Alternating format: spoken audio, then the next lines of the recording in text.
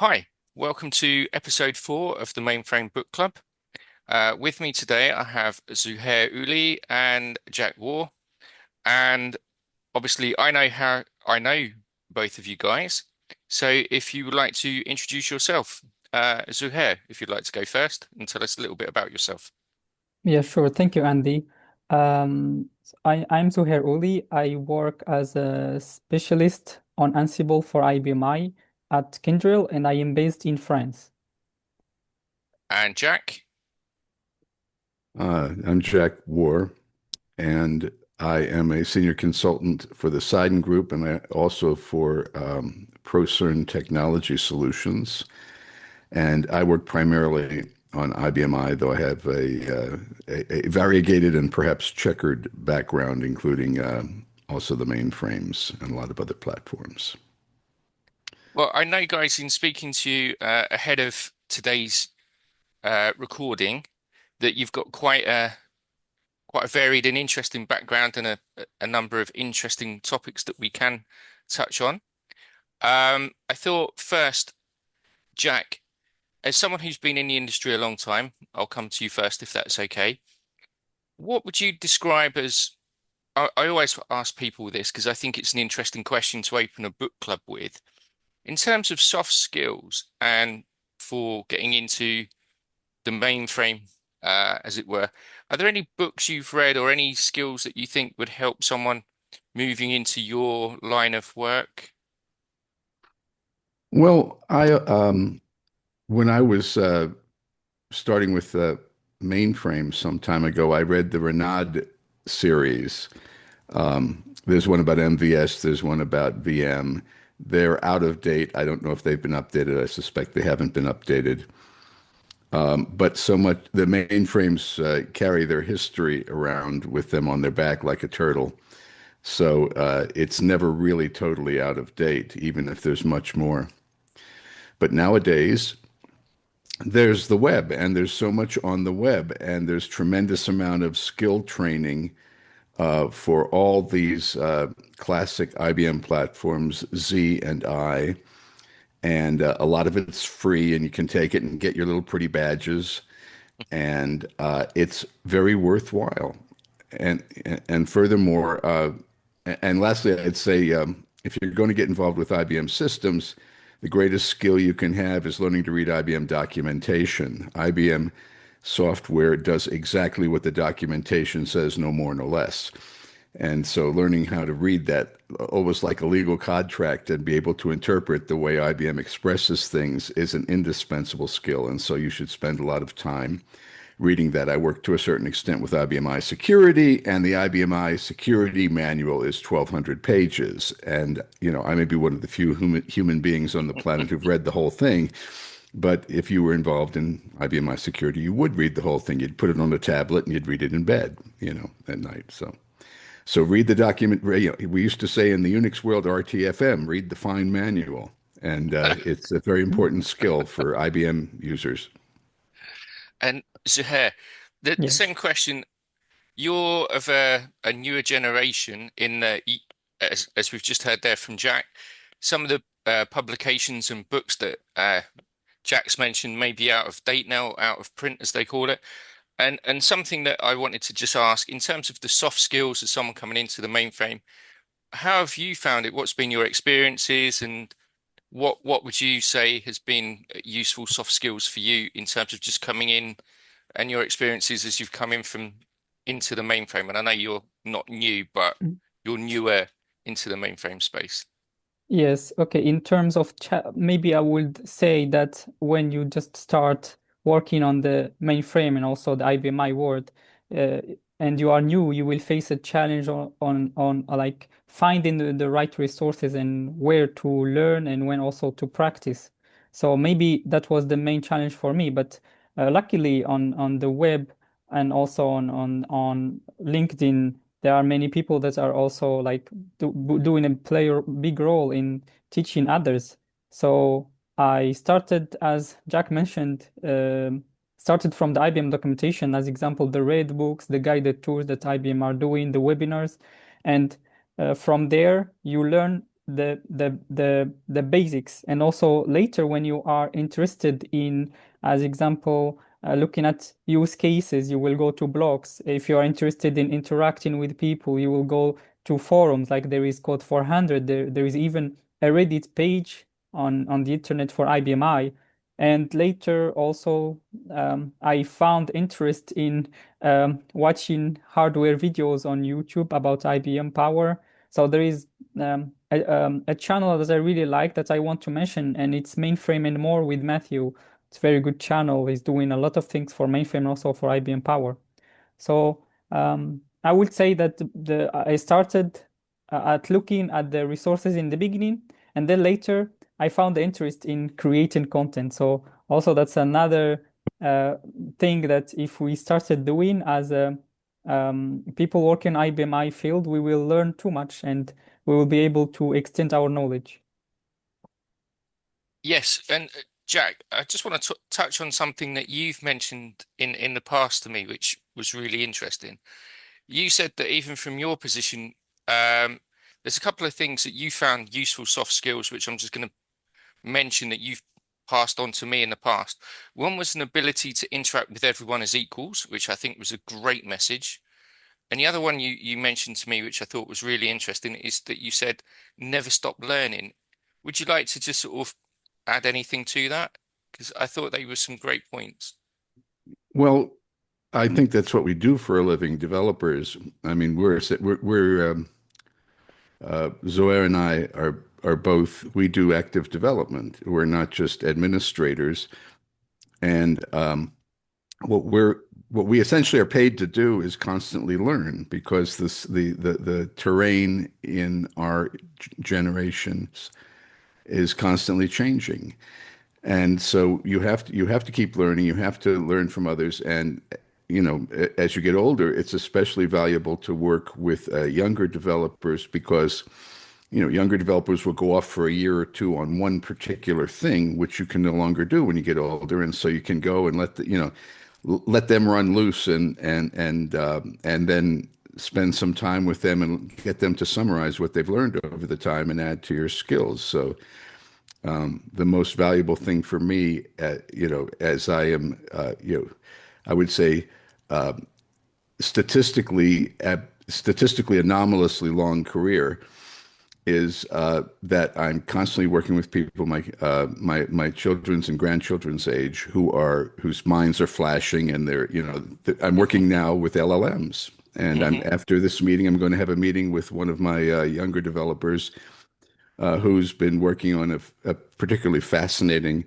LLM project, and we're going to install it together on my machine, and he's going to walk me through it. And this is a daily experience for me. This is the kind of things I do every day. I'm constantly interacting with other developers.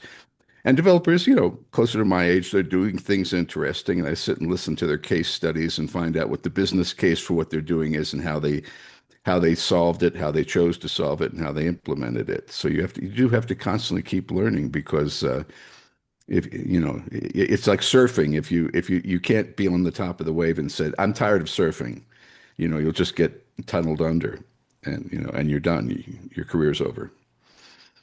Yeah, Thanks, Jack. That was really interesting. Zuhair, we yeah, also have had a conversation in the past, and something that you mentioned to me. yes, I know that you talked about content creation being a key driver for you. And one of the other things you've mentioned to me is around finding your passion. So do you yeah. want to just tell us a little bit about that? Yes, on top of what Jack said, I agree totally 100% with what Jack said. And I would add the passion because when you are passionate about what you're doing, let's say you are interested in doing hardware topics or programming topics, and you really like what you do, you always gonna find the motivation to learn, and you can even like continue working. After you work, you will be at your home playing with some LLMs as example, or like doing some side project, and you will never be tired of it because you really want to reach and see the result of it. So it's something that will make you always interested in what you're doing. That's really, yeah, that's exactly what we're looking for. And I think just as I move on here, I know that both of you have sort of seen a problem when you sort of looked at your area in the mainframe, which is something that's in all the different parts of the mainframe, was in finding resources. And I know, Zuhair, you've mentioned it, and Jack, you've touched on it as well, with books being out of print. It's not always always easy even to find resources. So a question there would be, Zuhair, I'm going to go to you with this. I know that you came in and you found a problem finding resources, but you True. also have done something about it for everyone else. So Yes. that leads on very nicely into the sort of next part of our talk, which is around the skills in your role day to day and what you've done to help people. So would you like to tell people a little bit? Yes, sure. So me, when I just started into the IBMI world, I was um, at first a system administrator, sysadmin, and then I had the opportunity to work on the automation project, which is Ansible, the Ansible technology. It's something that will regroup a lot of skills. It will regroup system administration, programming, and also other like important roles. And from that, I was thinking to create a page that is regrouping resources, and I regroup it by groups because in the beginning I was too much focusing on my job and not seeing other jobs. So I was focusing more on the hardware side, on sysadmin, but then later I figured out that I also need to add programming. And by that, I also want to mention something very important is that when we are working on some field, we also need to be curious about other fields because we are completing each other. If I learn something about programming, I or some new solution that IBM has revealed, I also need to understand what's happening in the background, what's happening behind. So that's also something people need also to work on, being interested in other fields. Yeah, that's absolutely true. You can get so involved in your job that you become siloed. You become trapped inside your particular work. I was always a breadth first learner, so I resisted that very much, and I'd always be wandering off into other things. And I also liked what Zouhair said about passion.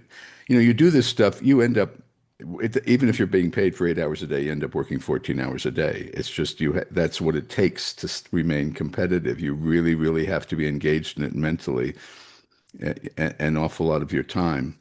And again, you mustn't stop learning, and you mustn't get siloed by your job. Sometimes you have to resist the boss. He says, "I want you to focus on this." Yes, yes, but the big organizations, of course, have recognized this, and organizations like Google and IBM have sporadically told people that Hackaday Friday, every other Friday you can just work on anything you want or something like that, and that's very important because it keeps for the enterprise the value of the people that they've hired, and it's expensive to hire people, so you should keep augmenting their value that way, giving your programmers time to explore new technologies that may not have immediate application because it all And goes into the wash. do you know something that's interesting is that the last podcast that I just finished, uh, we touched on mentoring, but something that just it's like it seems a common thing that everyone's saying, hey, that's something that you should note is around this always be curious mentality, to always be open to learning new things, always challenging, questioning, and looking at how you're doing something. So, Zuhair, I'll ask you what's your thoughts on that? Because I know you've just mentioned it. So, would you Mm, like to tell us something about that? Maybe from my experience, because me, before I had my, let's say, my long-term job, I was apprenticeship at Kindrill, Hmm. and my apprenticeship was about IBMI. So for me, I had a very, very good experience, and I really encourage like young people who wants to learn some technology, or even they are at university and at the same time they want to know how the professional world is about and to have experience that will allow them to find work easily, is to do like more internships, and also why not an apprenticeship? Because apprenticeship you combine between going to university and working. And maybe my only advice to also, because I believe that companies and also apprentices share responsibilities. For me, I will divide them 50%, 50%, because the company needs to be prepared to receive the apprentice or the person that will teach. And also the person that is apprentice needs to also look for information and ask and stay curious, as we are talking about. So yeah, that's my experience from mentoring. Uh, A- And Jack, I'd say the same thing is we often hear every day's a learning day, and you're clearly a great example of always be curious. And it comes across just in hearing you talk. Is there anything you'd like to add on to that at all?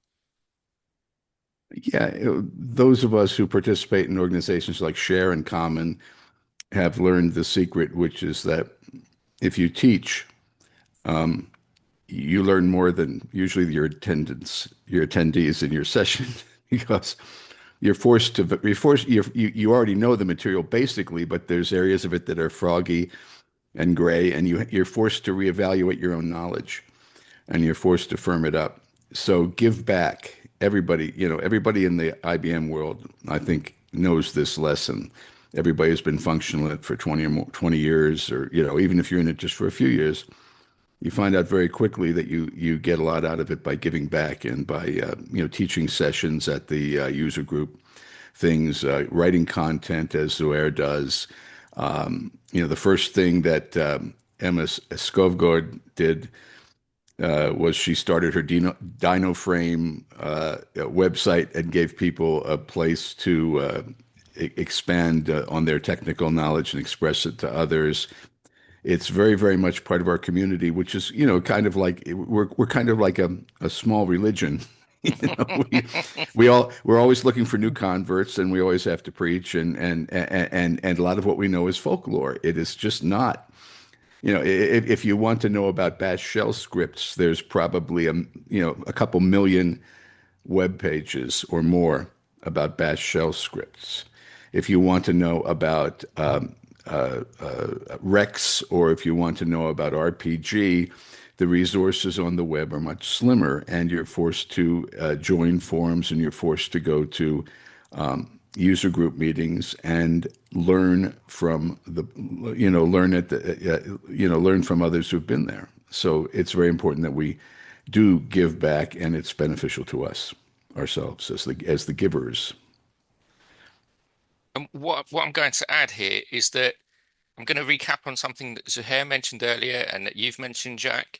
Although we're called a Mainframe Book Club, the whole aim of the Mainframe Book Club is to identify the resources to help you in moving and finding information about new roles, new ways of working, and finding how you can grow your skills. And what I'm going to do here, Zuhair, would you like to just mention your website? Because I think kind of everything is encapsulated in your website and the information you've got on there. And then Jack, I know you gave me some links as well, but Zuhair, I'll go to you first. yeah, sure. So my website, I have a lot of parts in my website. Each one, there is a one that is related to just courses. Like it's like I will say it's the documentation, but it's more like making it easier with a lot of images, with a lot of diagrams. And I have another part where I share articles and tutorials. So from time to time, if as example um, I did some installation on the PACE or on the Unix-like shell on IBM. I will do some article there.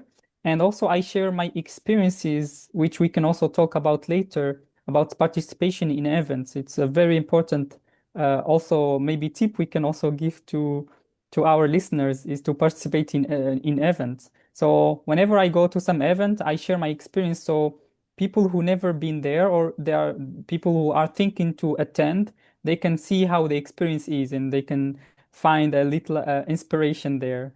So, and also I have another part where I have resources of IBMI, and there if you go to the page, you will find the resources are grouped by themes. So you have hardware, forums, YouTube channels, etc. And also I have another page which is like Ansible related page since I work on Ansible. And it's kind of hard to find use cases on internet for IBMI. I also have a page for Ansible. And Zouhair, would you like to just name your site for everybody? Yes, it's Zouhair. Uh, I don't know the dash. Yep. Uh, Hyphen. Yep, it's fine. yes, hyphen uli.notion.site. That's brilliant.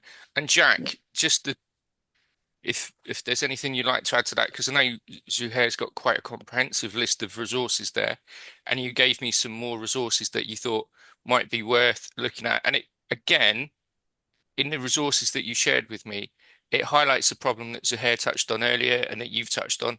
Although we're a book club, is trying to make sure that all our resources are up to date. Sometimes there's great resources out there, but we're not always sure if they're up to date and as live as they could be. So let me put that to you. Yeah, well, I think when you're new to IBMI, the most important resource there is in our community live is the midrange.com mailing lists. Hmm. The greatest experts still working in the field all participate in them, even if sporadically they watch them. They may not speak up all the time, but they do watch them. I got stranded doing a platform migration, installing the operating system way back when, and in the middle of the night there was someone reading the list who helped me out all through the night. You know, I had a lot of help from the mid-range list over the years and have given a lot of help there. And then there's chat.ibmiOSS.org, which is where the open source folks hang out, the real experts in open source on the pace Unix-like face of IBMI. Hang out on chat.ibmiOSS.org. You can always get help there, even on, random issues, even if it's not directly open source. There's often people there who know it, but it's really focused on open source. And other than that, uh, constantly, like I said, go to the Common website. Make sure you join Common. Get your employer to Hmm. get you a membership in Common. There's an awful lot of material there, and there's a constant stream of emails from Common that point out articles in webzines about IBMI that that are worth reading. Everything's worth reading when you don't know. Even advertisements are worth reading when you're new to a platform. I always found that out. And other than that, the web searches are getting better. The web tools, the Watson X for IBMI that's coming out and the Watson X for Z. These haven't really hit the public consciousness yet, but they're very good and they know a lot about the system. Watson X for Z is amazing. Watson X for IBMI is getting there, but it's got a long way to go. But Watson X for Z is really startling how good it is. And it's worth people paying attention to, especially of the younger generation. A lot of the older programmers I talk to are kind of snorting at the LLMs, but LLMs do best when the problem domain is very constrained and the richness of the material and the chunking of the material has been well done by curators who really understand the platform. And I think that increasingly in 2026, you're going to see that the greatest guides to orienting oneself in the platform are starting to be the LLMs. This is some great stuff. I'm going to finish with just something that both of you have mentioned, and I'm going to turn it into a slightly different message, but it's the same. I think another great way, if you're looking to move from one role to another or learn new skills, and I think it's a problem that radiates across all of the mainframe industry, is a problem of imposter syndrome. Nobody wants to speak up. Nobody wants to be the first to comment on a post. No one wants to put their hand up and ask the first question. And I just think that the best way to learn is to get involved, speak up, ask questions, add advice, and all of this. It's almost like people have this imposter syndrome that they don't want to speak up. So what I'm going to do with all the resources that you've given me, I'll obviously make them available as a list that everyone can access. Um, I, I want to say thank you to both of you guys for your time today. I hope it's been a really interesting book club for everybody. And I will just ask Zouhair first. Is there anything else you'd like to add before we finish? Yeah, maybe just a few tip also to like it will be for everyone. People just started, people who've been in the business for many years, is to when you have the opportunity to participate in some event. I know that in as example in the USA there is the Power Up. In Europe here we have the Common Europe Congress. Um, uh, you, and like it's the main event, and also for each country of course there is some event. If you have opportunity, just go, because from there you will start networking, you will understand more about the business, and you will discover other people that they have other job roles, and from there also you can maybe discover or discover your future job role and also ask questions. So that's my other tip. And Jack, the final word goes to you. Well, I'm going to be the old granddad and give the same advice I give to everyone in early career, which is that we only have two things in this industry. We have our skills, which we have to keep honing, and we have a reputation for integrity. Never lose your reputation for integrity in this field. Always serve faithfully where you are working. If you can't agree with the direction of the organization, leave, and leave on good terms, because you are just you're like the Zen monk on the dusty roads of ancient China, walking around with nothing but a small pack on your back, and that pack is your skill set and your integrity. And don't keep both of them polished. Well, guys, thank you very much for joining the Mainframe Book Club. Thank you, Andy. Thank you, Thank you. Jack. Nice seeing you both. Thank you, Zouhair. Thank you. Thank you, Andy.